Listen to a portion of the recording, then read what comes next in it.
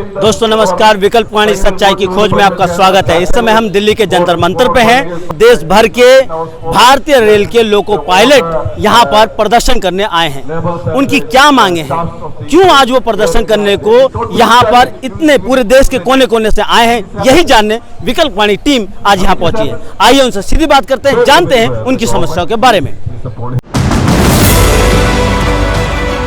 विकल्प वाणी सच्चाई की खोज।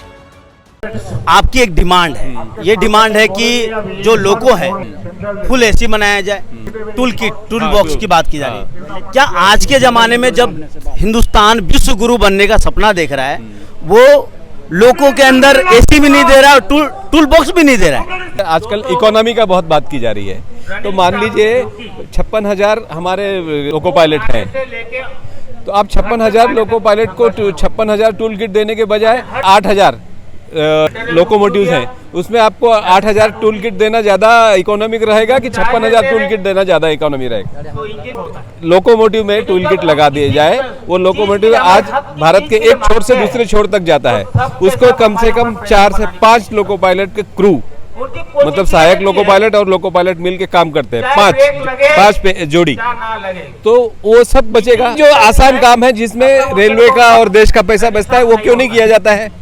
चीज़ और जो आपका आज का जो डिमांड है यहाँ पे, एक डिमांड ये है कि कुछ दिनों से आप लोगों का या कुछ सालों से जो गार्ड्स हैं, गार्ड तो पीछे रहते हैं, उनकी जगह पे आपको काम पे लगाया जा रहा है। तो ये कब से शुरू हुआ, क्या है इसके पीछे, क्या है? इसके पीछे रेल की मंशा ये है कि हम गार्ड कैटेगरी को ख़त्म कर दें। गार्ड के पदों को ख़त्म किया जा रहा है धीरे धीरे, और उसका काम भी लोको पायलट से ही लिया जा रहा है, सहायक लोको पायलट से लिया जा रहा है। और सहायक लोको पायलट कंधे पे किया एक्स्ट्रा जिम्मेदारी दे दी गई है, जिसमें उसे इंजन भी चेक करना है। और पहले तो एक एक्स्ट्रा एल भी लगा दिया जाता है, सहायक लोको पायलट लगाया जाता था पीछे, लेकिन अब वो भी बंद कर दिया। और वो बेचारा सहायक लोको पायलट पहले आगे काम करेगा, और यदि कोई भी एबनॉर्मलिटी या कठिनाई रास्ते में आती है तो आगे से 42-45 डिब्बे पीछे या तो लॉन्ग हॉल चलाए जा रहे हैं, उनमें कम से कम 120 डिब्बे पीछे जाता है, सारा कुछ चेक करता है, उसके बाद फिर इंजन पे आता है। कुल मिलाकर प्राइवेटाइजेशन को बढ़ाना, और लगभग 50% तो पोस्ट खत्म भी कर चुके हैं गार्ड के। आप लोग जो डिमांड कर रहे हैं, एक डिमांड है नाइट ड्यूटी अलाउंस, है ना, उसकी भी मांग कर रहे हैं ना। उसके अंदर सरकार ये कहती है कि इतना सारा पैसा आप लोगों को मिलता है, सैलरी इतनी तगड़ी है, फिर उसमें आप नाइट ड्यूटी अलाउंस भी मांग कर रहे हैं, ऐसा क्यों? देखिए, नाइट ड्यूटी अलाउंस हमें दिया जाता है जब रात में आदमी काम करता है, तो उसका शारीरिक एक तरह से बहुत ह्रास होता है, हरासमेंट होता है, तो उसकी रिकवरी वो करे। और फिर उसमें क्या कर दिया रेल ने, उसको 2 भागों में डिवाइड कर दिया। भाई एक आदमी मान लिया उसका जो बेसिक कम है उसको दे रहे हैं, जो बेसिक ज़्यादा है उसका रोक दिया गया है, तो वो भी उतना ही काम कर रहा है, वो भी उतना ही काम कर रहा है। हम सब एक साथ मिलके उसको प्रोटेक्ट ना कर पाए, इसलिए हम कर्मचारियों को 2 भागों में उन्होंने तोड़ दिया। का मापदंड क्या बनाया है? इसमें बेसिक पे एक्चुअली 43,600 का मापदंड बनाया गया है। उससे जो बेसिक नीचे है जिसका, उसको नाइट ड्यूटी अलाउंस दिया जा रहा है, और 43,600 से बेसिक पे जिसका ऊपर है उसको नहीं दिया जाएगा। अभी ये मापदंड निर्धारित किया है सरकार ने। जो आपकी डिमांड में बार बार आ रहा है, लोग आज के ज़माने में पुराना छोड़ते हैं, नया लेते हैं। तो मैं क्या कह रहा हूँ, पेंशन की बात कर रहा हूँ। हाँ, जो नया है उसमें जो है हमारे आगे जो है हमारे जो फ्यूचर की सिक्योरिटी नहीं है, और जो नया है वो सारा मार्केट बेस है। मार्केट अच्छा रहेगा तो अच्छा पैसा मिलेगा, और मार्केट डूब गया तो सारा पैसा डूब जाएगा तुम्हारा। क्यों, शेयर मार्केट में लगाना है क्या? वो हाँ, पूरा एनपीएस का पैसा शेयर मार्केट में लगाया जा रहा है, और वो शेयर मार्केट के ऊपर उसका कोई एश्योर वो नहीं है कि आपको इतना मिलेगा। और दूसरा, जो पुरानी पेंशन स्कीम है उससे हमारा समाज परिवार सब में सम्मान बढ़ता है। आज को जब नई पेंशन के अनुसार पैसा मिलेगा, वो एक बार पैसा मिला और आपकी जो संतानों से हड़प लेगी, फिर आपको कौन इज्जत देगा? आपको घर से लात मार के बाहर निकाल दिया जाएगा। प्राइवेटाइजेशन के खिलाफ आप लोगों का मुहिम लोको पायलट तो लड़ ही रहे हैं, रेलवे के काफ़ी सालों से लड़ रहे हैं, AILR से तो लड़ रहा है, और बाकी जो डिपार्टमेंट के लोग हैं उनको भी एकजुट किया जा रहा है क्या?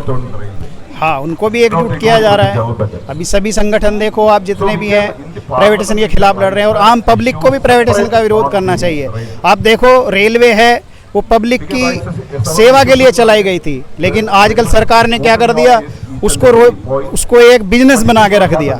आम पब्लिक, जहाँ मिनिमम किराया 6 रुपये था, जाती थी बैठ गए, वहाँ मिनिमम किराया 40 रुपये कर दिया। अब मान लिया एक स्टेशन से दूसरे तक जाना है तो ऑटो का किराया वहाँ 10 रुपये है और रेलवे का 40 रुपये है, तो आम पब्लिक को उसका भार झेलना पड़ रहा है।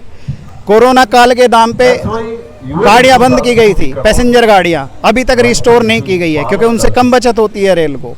तो आम पब्लिक को बहुत नुकसान हो रहा है प्राइवेटेशन का इस तरह से करके। अब जो प्राइवेटेशन की गाड़ी चला रहे हैं उसका किराया जो प्राइवेट है अपने हिसाब से रखता है, तो आम आदमी उसमें बैठ नहीं पाएगा, जबकि रेल जो है आम आदमी की सेवा के लिए बनाई गई थी लेकिन उसका प्राइवेटेशन कर दिया गया है। ये आम आदमी के लिए भी बहुत बड़ी दुर्भाग्य की बात है। शुक्रिया सर, बहुत बहुत मेहरबानी, आप लोगों ने समय दिया। ये बात समझने की है, जैसे सर ने कहा कि प्राइवेटाइजेशन किसी एक वर्कर की लड़ाई नहीं है, किसी एक संस्थान की लड़ाई नहीं है। प्राइवेटाइजेशन के खिलाफ देश की जो आम जनता है उसकी लड़ाई है, क्योंकि ये जितने भी सरकारी संस्थान हैं वो देश के टैक्स के पैसों से बनाया गया था ताकि लोगों को बेहतर सुविधा मिले। लेकिन आज देश के तमाम सारी सरकारी संस्थानों को, देश के बड़े बड़े कॉर्पोरेटों को उनके हाथों में कौड़ियों को दाम देने की पूरी तरीके से सरकार की कोशिश है। इस बारे में सोचिए, समझिए और देखते रहिए विकल्प वाणी, सच्चाई की खोज।